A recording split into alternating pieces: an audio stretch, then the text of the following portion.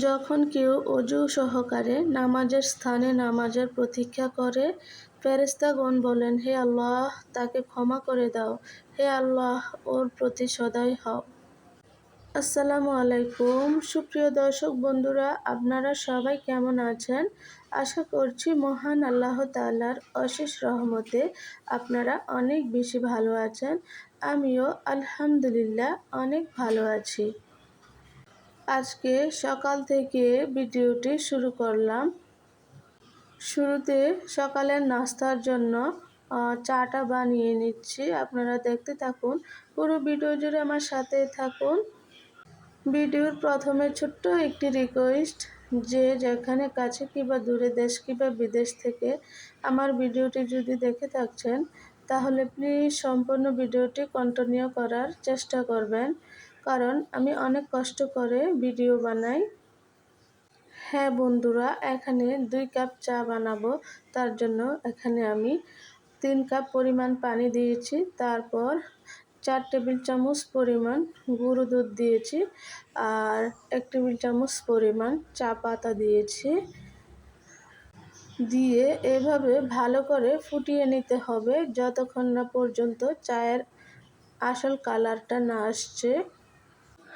আজকে কয়েকদিন ধরে মনটা ভালো না, খারাপ লাগছে আমার নিজের থেকেও। অনেকগুলো কথা মনের মাঝে চাপা পড়ে আছে, কারো কাছে বলতে ইচ্ছে করছে না। নিজের সমস্যাগুলোর কথা মানুষকে নয়, আমার মহান রাব্বুল আলামিনকে বলবো। তিনি গোপনে শুনে গোপনে তার সমাধান করে দিবেন ইনশাআল্লাহ। আমি আমার আত্মীয় স্বজন সব মানুষকে সন্তুষ্ট করতে পারবো না, তাই আমার আল্লাহর মধ্যকার সম্পর্কটি ঠিকঠাক মতো রাখার চেষ্টা করব। আর কোনো মানুষকেও আমি পরোয়া করি না। ধৈর্য হচ্ছে হৃদয়ের বারত্ব।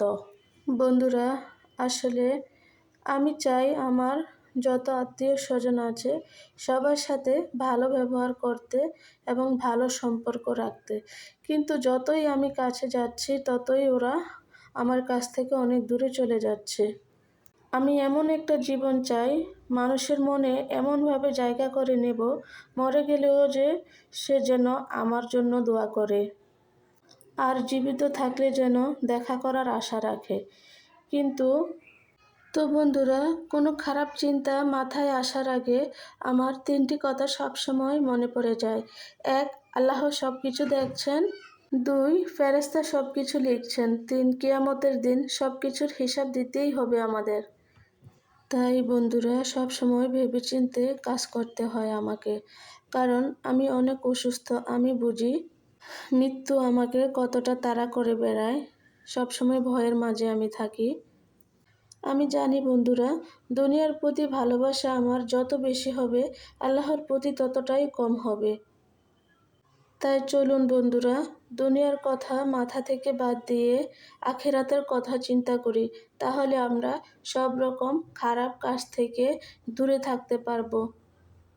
বন্ধুরা, আমি যদি আল্লাহর উপরে ভরসা করি, আল্লাহই আমার জন্য যথেষ্ট হবে। আর আল্লাহ আমার মনের যত নেক ইচ্ছা আছে অবশ্যই তিনি পূরণ করে দিবেন।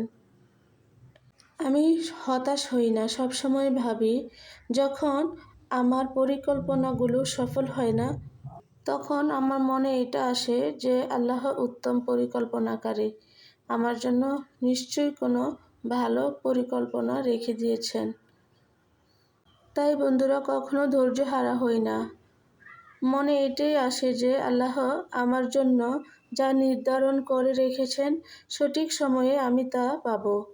আর যা আমার জন্য নির্ধারিত নয়, তা কখনোই আমার হবে না। যেমন কথায় আছে, আমি বললাম আমার পাপ অনেক বেশি, আল্লাহ বলেন আমি তওবাকারীদের ভালোবাসি। হ্যাঁ বন্ধুরা, সব ভেবেচিন্তে কাজকর্ম করে রাতের বেলা যখন আমরা এশারের নামাজ পড়ব, তখনই আমরা তওবা করে নেব, কারণ আমাদের নিজের অজান্তে কত রকমের ভুল ত্রুটি হয়ে থাকে, সেজন্য তওবা করে নেব। কত রকমের তওবার দোয়া আছে, আমি সবসময় যেটা পড়ি আপনাদের সাথে এটা আজকে শেয়ার করলাম। আউযু বিল্লাহি মিনাশ শাইতানির রাজিম, বিসমিল্লাহির রহমানির রহিম। আস্তাগফিরুল্লাহ রব্বি মিন কুল্লি যামবি ওয়া আতুবু ইলাইহি লা হাওলা ওয়ালা কুওয়াতা ইল্লা বিল্লাহিল আলিয়্যিল আযীম। তাওবা ইলাল্লাহ, তাওবা ইলাল্লাহ, তাওবা ইলাল্লাহ, তাওবা ইয়া রব্বি লা ইলাহা ইল্লাল্লাহু মুহাম্মাদুর রাসূলুল্লাহ সাল্লাল্লাহু আলাইহি ওয়াসাল্লাম। এই তওবা পড়লেও নাকি অনেক গুনাহ মাফ হয়ে যায় আমাদের। আর বন্ধুরা, আপনারা চাইলে খাস তওবার দোয়াটাও শিখে নিতে পারেন। খাস তওবার দোয়া আমি শুনেছি যে দিনের বেলা পড়লে সেই দিন যদি কোনো ব্যক্তি মারা যায় তাহলে ওই ব্যক্তি নাকি জান্নাতে যাবে। আর রাতের বেলা যদি এই খাস তওবা পড়ে ওই রাতে যদি কোনো ব্যক্তি মৃত্যুবরণ করেন ওই রাতেও নাকি তিনি জান্নাতে চলে যাবেন। তাই আসুন আমরা সকলে প্রত্যেক দিন এশার নামাজের পরে বা শোয়ার সময় বেশি বেশি তওবা পড়ি। বন্ধুরা, আসুন আমাদের মাথা থেকে খারাপ চিন্তা ভাবনাগুলো দূর করে দিয়ে আখিরাতের চিন্তা করি। দুই ফেরেশতা ডানে ও বামে বসে আমল গ্রহণ করেন। মানুষ যে কথাই উচ্চারণ করে তা লিপিবদ্ধ করার জন্য তারা সদাই প্রস্তুত থাকে। বন্ধুরা, আজকে আমার মনের যত কথা আছে সবগুলো কথাই আপনাদের সাথে আমি শেয়ার করলাম।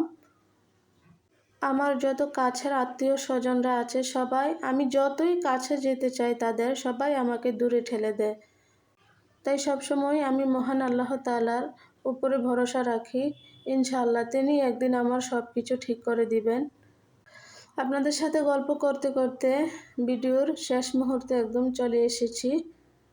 তো বন্ধুরা, সব কাজ শেষ করে তো একটু ব্যাংকে গিয়েছি, কারণ আমার আম্মার চেক বইটা হারিয়ে গেছে, সেই জন্য জিডি করতে হবে। তার জন্য আমার আম্মার সাথে ব্যাংকে এসেছি। তো এখানে কিছু ফুটেজ আপনাদের সাথে তুলে ধরলাম।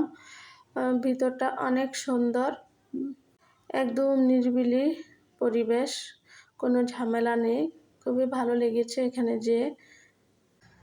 বন্ধুরা, আপনাদের কাছে আমার একটা রিকোয়েস্ট থাকবে, যে যেখান থেকে দেখছেন না কেন আপনারা সবাই খাস তওবার দোয়াটা শিখে নেবেন, কারণ এই দোয়া অনেক উপকারী, আপনার জীবনের জন্য খুবই মূল্যবান একটি দোয়া। আমি আজকে এটা আপনাদেরকে বলে শোনাইতাম, কিন্তু এখন তো ভিডিওর একদম শেষ পর্যায়ে চলে এসেছি। অন্য আরেক দিন এটা শোনানোর চেষ্টা করব। সবাই ভালো থাকবেন। আল্লাহ হাফেজ।